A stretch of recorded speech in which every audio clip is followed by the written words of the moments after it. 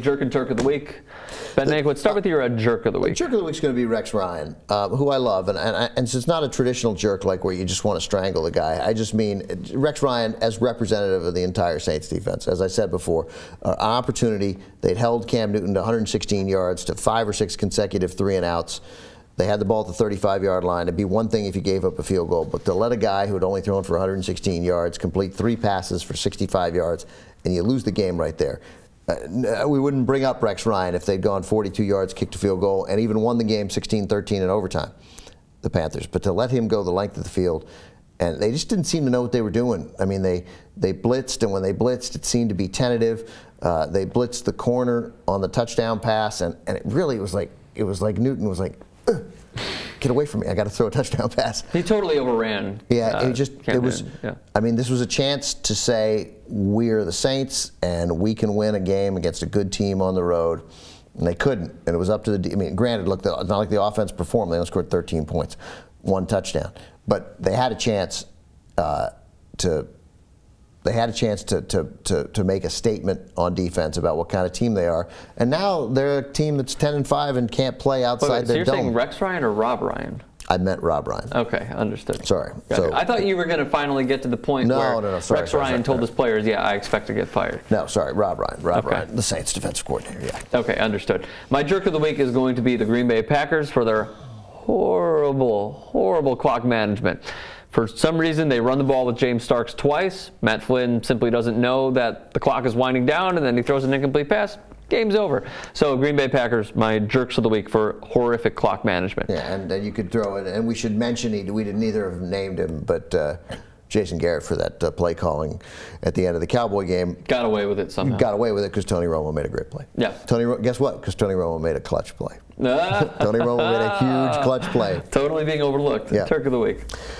Turk of the week, I'm tempted to make it Tony Romo for bailing his coach out. I'm going to make it Tony Romo for bailing his coach out with a clutch play that, again, it'll be completely dismissed and overlooked if they don't win next week. And winning next week saves Jason Garrett's job, probably, although it, never know. You never know with Jerry Jones. But, if they get embarrassed in the first round of the playoffs, I think the talk starts again. But if they get into the playoffs, I'd like to see him do it just because I want.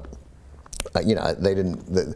Jason Garrett and Tony Romo don't deserve this. So that's your perspective. I mean, I hate the Cowboys. I'm an American, so I hate the Cowboys. But out of anything, you should love the Cowboys as an American. No, the Cowboys, they're disgust everything that's wrong with America. Are the Packers like the new America's team? I'll be rooting for the Packers too next week. Although please don't. Yeah, no, that's an advantage for me. I get money if the Bears win. I guess I'll be rooting for the Bears next week. Okay, thank goodness. Money wins. My Turk of the week goes to the Indianapolis Colts offensive line because they protected Andrew Luck throughout. Some interesting stuff from Bob Kravitz of the Indianapolis Star. We talked about it. They lost 5 offensive starters, 7 offensive lines, different offensive lines that they've put out there. That's a league high. 5 different ones in the last 5 weeks. They got a guy who's never played right guard in Xavier Nixon. And yet they protected Andrew Luck. They beat the Chiefs at Arrowhead Stadium. Colts offensive line, although it's not a sexy pick, is my Turk of the week pick. Chuck Pagano's a good coach. So that's what you do. You cobble a team together, hold them together, and now they look pretty good. Yeah. And they're formidable going into the playoffs. They look better. Yeah, they can beat anybody. They've literally proven it. So it's also worth mentioning someone who I don't ever want to make Turk of the week. Co-Turk of the week. Co-Turk of the week. I don't want to give it to the commissioner, but you made an excellent point. I mean, who's not looking forward to watching at 1 o'clock out here in California to watching the Packers go to hopefully with Aaron Rodgers, just because you want everybody at their best. Hopefully the Packers with Aaron Rodgers in Chicago for the NFC Central.